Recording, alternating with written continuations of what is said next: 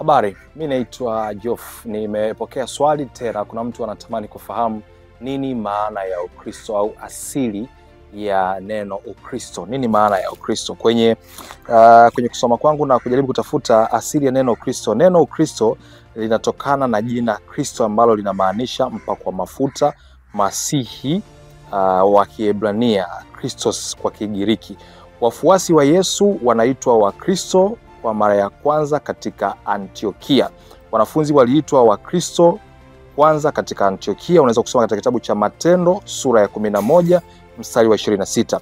Hili lilitokana na maisha yao yaliyomfanana Yesu Kristo. Maana ya Ukristo: Ukristo ni imani inayomfuata Yesu Kristo kama Bwana na Mwokozi katika ufufuo na wokovu kupitia Yesu. Unaweza kusoma Yohana 3:16, maandiko matakatifu kama mwongozo wa imani, Timotheo wa 2:3-16, upendo, imani na kumtumikia Mungu. Unaweza kusoma katika kitabu kile cha Mathayo sura 22:33 mpaka 37 mpaka 39. Ukristo ni njia ya maisha yanayomfuata Yesu, yenye msingi wa imani, neema na wokovu kupitia Yesu Kristo. Hii ndiyo maana ama asili ya neno Ukristo. Kama ambavyo kwenye Biblia kwa mara ya kwanza watu wa Antiokia, ukisoma kitabu kile cha Matendo, waliitwa Wakristo kwa sababu walikuwa wanamfuata Yesu. Kama una chochote kile, karibu sana tujifunze kwa pamoja.